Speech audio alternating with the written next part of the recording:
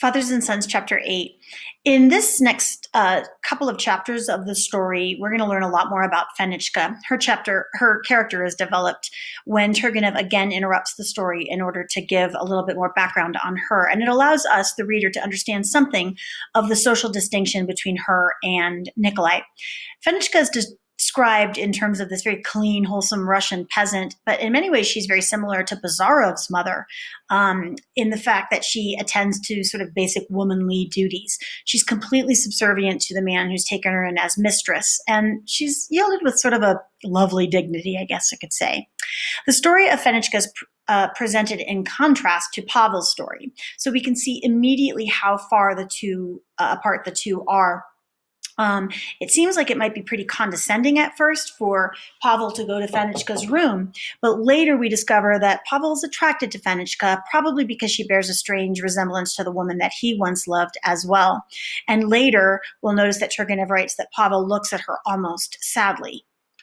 Fenichka is too simple and basic to notice the way he may feel about her. She can't perceive that. And of course, he's too much of a gentleman to ever reveal something like that. Chapter 8 is going to end with Pavel sitting alone in his room, but we'll notice his loneliness. The description is that of a lost man. He's completely like from the romantic world, and he's pathetically clinging to these illusions. So here we go, Chapter 8.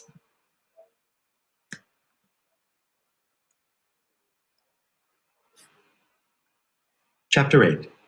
Pavel Petrovitch did not long remain present at his brother's interview with his bailiff. A tall, thin man with a sweet, consumptive voice and knavish eyes, who to all Nikolai Petrovitch's remarks answered, "Certainly, sir," and tried to make the peasants out to be thieves and drunkards. The estate had only recently been put on to the new reformed system, and the new mechanisms worked, creaking like an ungreased wheel, warping and cracking like homemade furniture of unseasoned wood. Nikolai Petrovitch did not lose heart, but often he sighed and was gloomy. He felt that the thing could not go on without money, and his money was almost all spent. Arkady had spoken the truth. Pavel Petrovitch had more than once helped his brother. More than once, seeing him struggling and cudgeling his brains, at a loss which way to turn, Pavel Petrovitch moved deliberately to the window, and with his hands thrust into his pockets, muttered between his teeth, "Mais je puis vous de l'argent," and gave him money. But today he had none himself, and he preferred to go away. The petty details of agricultural management worried him. Besides, it constantly struck him that Nikolai Petrovitch, for all his zeal and industry, did not set about things in the right way, though he would not have been able to point out precisely where Nikolai Petrovitch's mistake lay. "My brother's not practical enough," he reasoned to himself. "They impose upon him." Nikolai Petrovitch, on the other hand, had the highest opinion of Pavel Petrovitch's practical ability, and always asked his advice. "I'm a soft, weak fellow.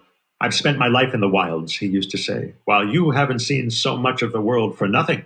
You see through people. You have an eagle eye."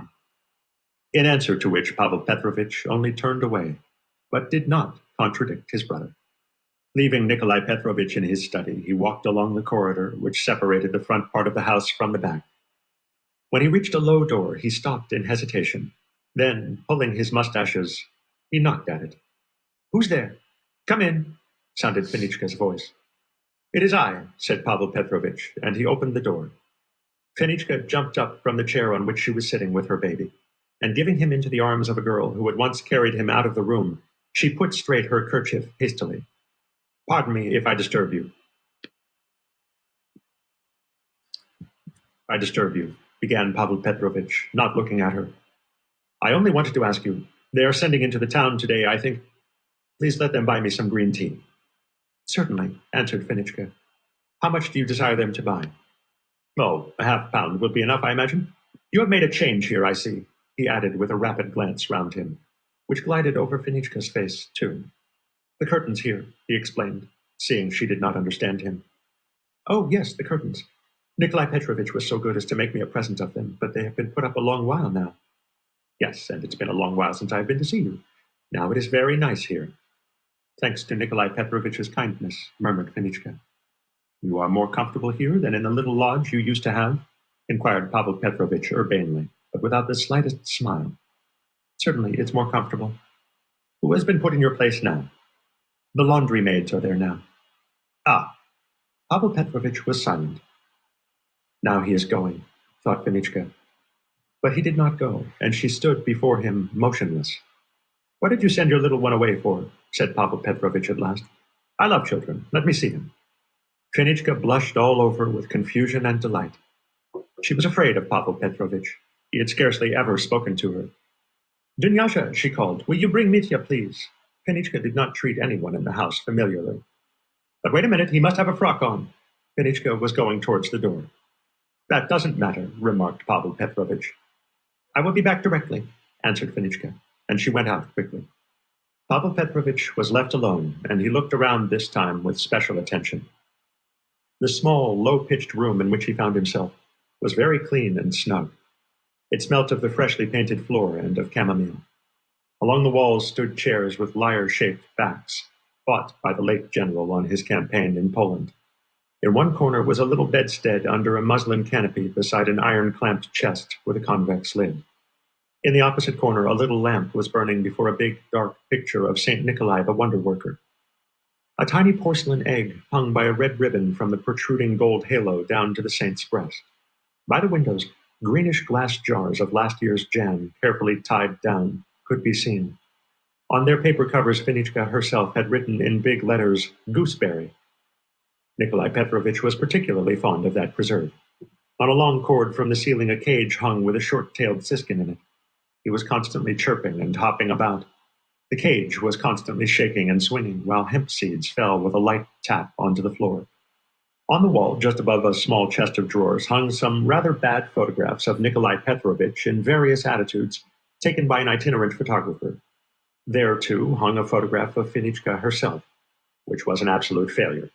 It was an eyeless face wearing a forced smile in a dingy frame. Nothing more could be made out. While above Fenichka, General Yermolov, in a Circassian cloak, scowled menacingly upon the Caucasian mountains in the distance, from beneath a little silk shoe for pins which fell right onto his brows. 5 minutes passed. Bustling and whispering could be heard in the next room. Pavel Petrovitch took up from the chest of drawers a greasy book, an odd volume of Masalski's Musketeer, and turned over a few pages. The door opened, and Fenichka came in with Mitya in her arms. She had put him in a little red smock with embroidery on the collar, had combed his hair, and washed his face. He was breathing heavily, his whole body working, and his little hands waving in the air, as is the way with all healthy babies. But his smart smock obviously impressed him. An expression of delight was reflected in every part of his little fat person.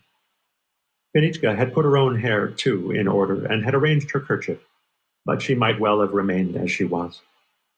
And really, is there anything in the world more captivating than a beautiful young mother with a healthy baby in her arms?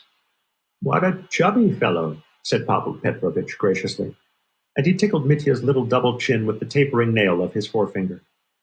The baby stared at the siskin and chuckled.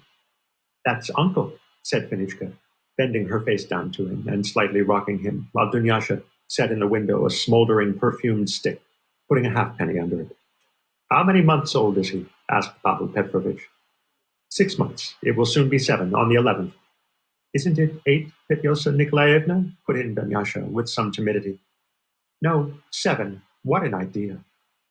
The baby chuckled again, stared at the chest, and suddenly caught hold of his mother's nose and mouth with all his 5 little fingers. Saucy mite, said Fenichka, not drawing her face away. He's like my brother, observed Pavel Petrovitch. Who else should he be like? Thought Fenichka.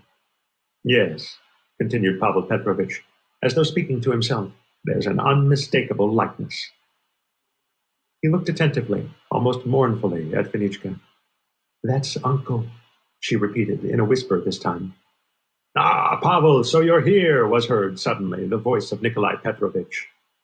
Pavel Petrovitch turned hurriedly around, frowning, but his brother looked at him with such delight, such gratitude, that he could not help responding to his smile.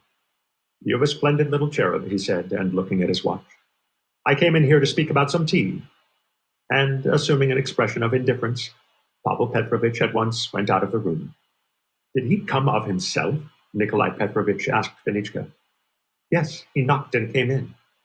Well, And has Arkasha been in to see you again? No. Hadn't I better move into the lodge, Nikolai Petrovitch? Why so? I wonder whether it wouldn't be best just for the first. No, Nikolai Petrovitch brought out hesitatingly, rubbing his forehead. We ought to have done it before.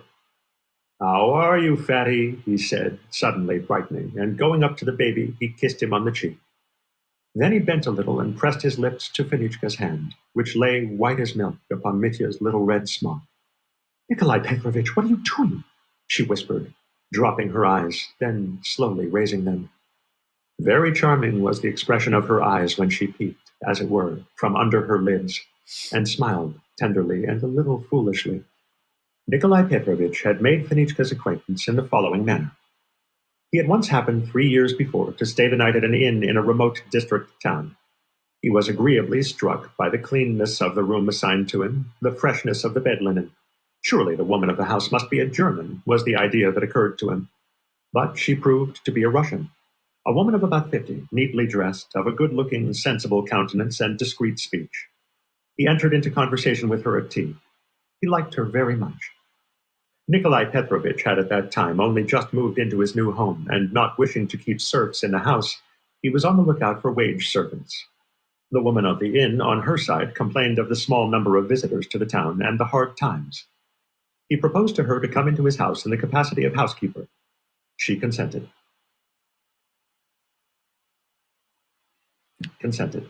Her husband had been long dead, leaving her an only daughter, Fenichka. Within a fortnight, Arina Savishna, that was the new housekeeper's name, arrived with her daughter at Mariino and installed herself in the little lodge. Nikolai Petrovitch's choice proved a successful one. Arina brought order into the household. As for Fenichka, who was at that time 17, no one spoke of her, and scarcely anyone saw her. She lived quietly and sedately, and only on Sundays Nikolai Petrovitch noticed in the church somewhere in a side place the delicate profile of her white face. More than a year passed thus. One morning Arina came into his study, and bowing low as usual, she asked him if he could do anything for her daughter, who had got a spark from the stove in her eye. Nikolai Petrovitch, like all stay-at-home people, had studied doctoring and even compiled a homeopathic guide. He had once told Arina to bring the patient to him. Fenichka was much frightened when she heard the master had sent for her. However, she followed her mother.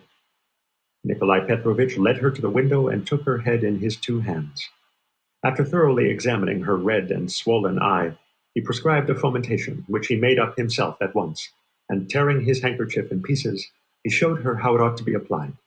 Fenichka listened to all he had to say, and then was going. Kiss the master's hand, silly girl, said Arina. Nikolai Petrovitch did not give her his hand, and in confusion, himself kissed her bent head on the parting of her hair. Fenichka's eye was soon well again, but the impression she had made on Nikolai Petrovitch did not pass away so quickly. He was forever haunted by that pure, delicate, timidly raised face. He felt on the palms of his hands that soft hair, and saw those innocent, slightly parted lips, through which pearly teeth gleamed with moist brilliance in the sunshine. He began to watch her with great attention in the church, and tried to get into conversation with her.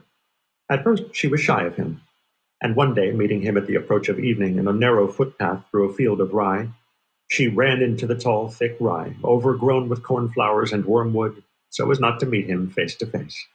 He caught sight of her little head through the golden network of ears of rye, from which she was peeping out like a little animal, and called affectionately to her, "Good evening, Fenichka. I don't bite." "Good evening," she whispered, not coming out of her ambush. By degrees, she began to be more at home with him, but was still shy in his presence, when suddenly her mother, Arina, died of cholera. What was to become of Fenichka? She inherited from her mother a love for order, regularity, and respectability. But she was so young, so alone. Nikolai Petrovitch was himself so good and considerate. It's needless to relate the rest. "So my brother came in to see you?" Nikolai Petrovitch questioned her. "He knocked and came in." "Yes." "Well, that's a good thing. Let me give Mitya a swing."